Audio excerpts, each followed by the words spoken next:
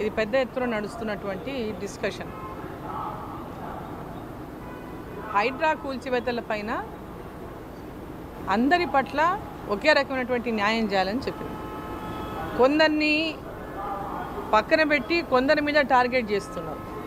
దీంట్లో కొంతమంది అపార్ట్మెంట్స్ ఒకటికో బీదోల మీద కూడా మేము చేస్తున్నాం అనేటటువంటి చూపేటటువంటి ప్రయత్నం చేస్తున్నారు. అంటే ఏదో మేము చాలా న్యాయంగా చాలా చిత్తశుద్ధితో చేస్తున్నామని చూపించుకునేటువంటి ప్రయత్నం చేస్తున్నారు. సో ఈరోజు ఎవరికి నోటీసులు ఇవ్వకుండా కొన్ని చోట్ల, కొందరికేమో టైం ఇస్తూ కొన్ని చోట్ల, అసలు వాళ్ళ హైడ్రా అనేటటువంటి అంశం అనేది ఈ రాష్ట్ర ప్రభుత్వం మిగతా అనేక అంశాలను పక్కన పెట్టడానికే, దృష్టి మరల్చడానికే హైడ్రాను తీసుకొచ్చిందనేది. ఇప్పటికిప్పుడు హైడ్రా పైన ఈ రాష్ట్ర ప్రభుత్వం గతంలో ఇప్పుడు అధికారంలో ఉన్నటువంటి కాంగ్రెస్ పార్టీ ప్రభుత్వం కానీ ఇప్పుడున్న ముఖ్యమంత్రి గారు కానీ గతంలో వారు ఏం మాట్లాడినో ఒకసారి వారు మాట్లాడిన మాటలే ఒకసారి తీసి రివైండ్ చేసుకొని చూసుకోవాలి. అవన్నీ యూట్యూబ్లో సేవ్ అయ్యే ఉంటాయి. మరి ఏం మాట్లాడిండ్రు గతంలో? ఉన్న పళంగా వాళ్ళ నిరాశ్రయులను చేయడం అనేది ఎంతవరకు న్యాయం?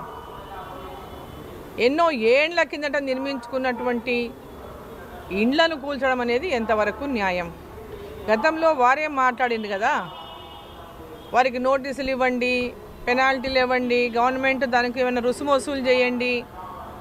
ఇప్పుడు ఎప్పటి నుంచో కట్టుకున్నటువంటి కట్టడాలు ఎన్ని ఉన్నాయి? నూతన కట్టడాలు ఎప్పటి నుంచి ఉన్నాయి? మరి పాత కట్టడాల విషయం ఏంది? నూతన కట్టడాలని చెప్పేసి కూలగొడుతున్నారు. మరి అంతకుముందు కట్టుకున్నటువంటి వాళ్ళ పట్ల ఏ విధమైనటువంటి చర్యలు తీసుకుపోతుంది ప్రభుత్వం? ఇప్పుడు రూల్ అనేది అందరికి ఒకటే రూల్ ఉండాలి. కొందరికి ఒకలాగా అనేటటువంటిది కరెక్ట్ కాదు. చెరువులు హైదరాబాద్లో అనేకమైన చెరువులు ఉన్నాయి. మరి ఆ చెరువులలో కబ్జాలు అయిపోయిన ఏండ్ల నుంచి ఇప్పుడు ఆ చెరువులన్నీ కూడా ఇప్పుడు అక్కడ ఉన్నటువంటి కట్టడాలను కూడా కూలగొడతారా? ఏ రకమైనటువంటి నిర్ణయం తీసుకోబోతున్నది రాష్ట్ర ప్రభుత్వం? ప్రజల దృష్టిని పూర్తిగా ఈ రాష్ట్రం అప్పుల కూపంలో ఉన్నటువంటి ఈ రాష్ట్రాన్ని ప్రజలకు అనేక హామీలు ఇచ్చి మభ్యపెట్టి వాటి పట్ల దృష్టి మరల్చడం కోసమనే ఈ హైడ్రాని తీసుకొచ్చి హైదరాబాద్ని అంతా బెంబేలెచ్చిచ్చేసారు. హైదరాబాద్కి ఇప్పుడు ఎవరన్నా కొత్త వాళ్ళు వచ్చి రియల్ ఎస్టేట్ వచ్చి కొత్త డెవలప్మెంట్ రావాలంటే కూడా ఈరోజు భయానకమైనటువంటి పరిస్థితి హైదరాబాద్లో ఏర్పడింది. హైదరాబాద్ యొక్క అభివృద్ధి ప్రశ్నార్థకంగా మారిపోయింది. ఇవాళ హైదరాబాద్కి రావాలా ఎవరైనా కొత్తగా అంటే ఏం జరుగుతుందో ఏందో ఉన్న భవనాలు ఉంటాయా పోతాయనేటటువంటి పరిస్థితి ఏర్పడింది. ఒక భయానక వాతావరణాన్ని ఇలా హైదరాబాద్లో సృష్టించింది ఇప్పుడున్నటువంటి ప్రభుత్వం. హైడ్రా అనేది కేవలం హడలెత్తించి భయపడి వాళ్ళకు సంచులు తీసుకొచ్చి ఇచ్చేయాలి, రేపు రాబోయేటటువంటి ఎన్నికల్లో ఆ సంచులను పైన ఉన్న వాళ్ళ పార్టీకి మోయాలని ఈ హైడ్రాని తీసుకొచ్చిండ్రు. అంతకంటే వేరే లక్ష్యం ఏం జిల్లా కనబడతలేదు. కేవలం ఈరోజు టోటల్గా చూసుకుంటే కనుక ప్రధానంగా అధికారంలో ఉన్నటువంటి రాష్ట్రాలు ఏమైనా ఉంటే పక్కల కర్ణాటక, తర్వాత తెలంగాణ. ఇక్కడి నుంచే ఢిల్లీకి సంచులు పోవాలి. ఇక్కడి నుంచే వాళ్ళ కాంగ్రెస్ పార్టీని రేపు పొద్దున అన్ని రాష్ట్రాలు ఎన్నికల్లో గెలవడానికి నిధులు కావాలంటే ఇక్కడి నుంచి వాళ్ళు సమకూర్చాలి. దాంట్లో భాగంగానే ఇవాళ అదరాబాదరాగా కొన్ని ప్రాజెక్టులకు వాళ్ళకి కావాల్సిన వాళ్ళకు టెండర్ లోపలే ఇచ్చుకోవడము, లోపలనే వాళ్లకు ఆ ప్రాజెక్టులను కట్టబెట్టడము. కేసీఆర్ టీఆర్ఎస్ ప్రభుత్వానికి మించినటువంటి అవినీతిని ఇప్పుడున్నట్టు రాష్ట్ర ప్రభుత్వం చేస్తూ ఉంది. అంతకు మించినటువంటి అవినీతి ప్రయాణాన్ని ఈరోజు కాంగ్రెస్ పార్టీ చేస్తూ ఉంది.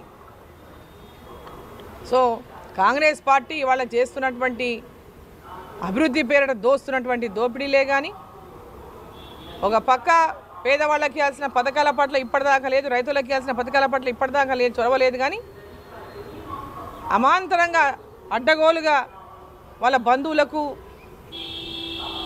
టెండర్లు కట్టబెట్టడము, ప్రాజెక్టులు ఇవ్వడము, కొత్త ప్రాజెక్టులకు టెండర్లు వాళ్ళకి కావాల్సిన వాళ్ళకు అనునాయులకు ఇచ్చుకోవడము, వాళ్ళ పార్టీలు ఉన్నటువంటి వాళ్ళకి ఇచ్చుకోవడము, వాళ్ళకు మద్దతు ఇచ్చినట్టు వాళ్ళకి ఎన్నికల్లో సపోర్ట్ చేసిన వాళ్ళకి ఇచ్చుకోవడము. ఇవన్నీ చూస్తే మరి ఆనాడు మాట్లాడినటువంటి మాటలు ఈనాడు ఏమైనా అడుగుతున్నా కాంగ్రెస్ పార్టీ నాయకులను. ఆ రోజు కేసీఆర్ మీద టీఆర్ఎస్ పార్టీ మీద మీరు చేసినటువంటి వ్యాఖ్యలు మర్చిపోయినరా? ఈరోజు మీరు చేస్తున్నది ఏంది? ఓసారి ప్రజలందరూ కూడా గమనించాలని చెప్పి సందర్భంగా నేను కోరుతున్నా.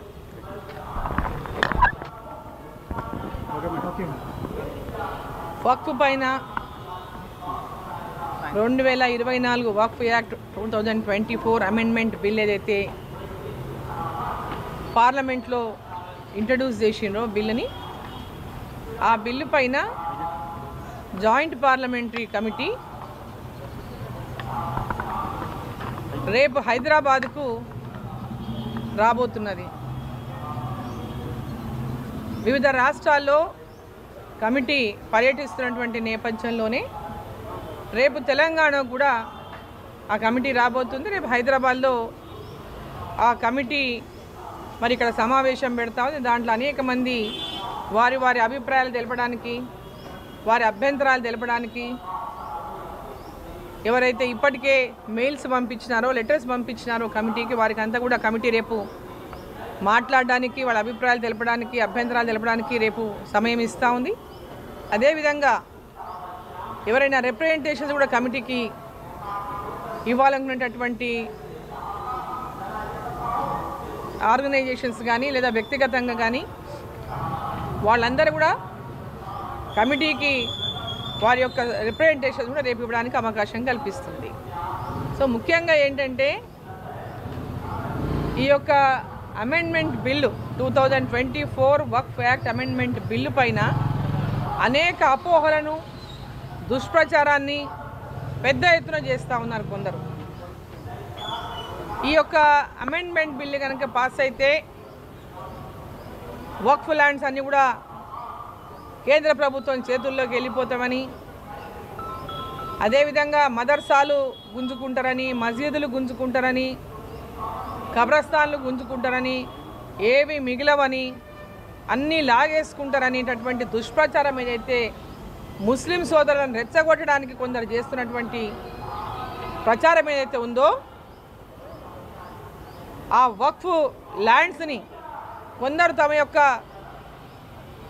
కబ్జాలలో పెట్టుకొని, తమ చేతుల్లో గుప్పిట్లో పెట్టుకుని మాట్లాడుతున్నటువంటి కొందరు మాత్రమే ఇటువంటి దుష్ప్రచారాన్ని చేస్తూ ఉన్నారు. ఇక్కడ ఏర్పాటు చేస్తున్నారు, చెప్తాం సాయంత్రం వరకు మీటింగ్ సెషన్. సో ఇదంతా ఏదైతే దుష్ప్రచారం ఉందో దాంట్లో ఎలాంటి వాస్తవం లేదు. ఇన్నేళ్లుగా వక్ఫ్ యాక్ట్ ఏర్పడినప్పటికీ కూడా ముస్లింలకు, పేద ముస్లింలకు కానీ, పేద మహిళలకు కానీ, పేద వితంతువులకు కానీ ఈ వక్ఫ్ యాక్ట్ ద్వారా, వక్ఫ్ బోర్డుల ద్వారా ఎలాంటి న్యాయం కానీ, వారికి లబ్ధి కానీ ఇప్పటిదాకా ఎప్పుడు జరగలేదు. పేదల కోసం ఏదైతే ఈ బోర్డు ద్వారా సహాయం జరగాల్సి ఉందో అలాంటి ఎక్కడ కూడా ఈ సహాయం చేయకపోగా ఈరోజు నామమాత్రంగా కొందరి చేతుల్లోనే ఈ వక్ఫ్ బోర్డులు ఉన్నాయి. కాబట్టి పేద ముస్లింలందరికీ లబ్ధి చేకూర్చాలి, పేద ముస్లిం మహిళలకు, పేద ముస్లిం వితంతువులకు అందరికీ కూడా లబ్ధి జరగాలనేటటువంటి ఒక లక్ష్యంతోనే ఎన్డీఏ ప్రభుత్వం ఈ యొక్క బిల్లును పార్లమెంట్లో ఇంట్రడ్యూస్ చేసింది. సో కాబట్టి ఇట్లాంటి ఏవైతే ప్రచారాలు, దుష్ప్రచారాలు చేస్తున్నో దాంట్లో ఎవరు నమ్మొద్దని, ఇది వారందరి యొక్క మేలు కోసమే ఈ యొక్క అమెండ్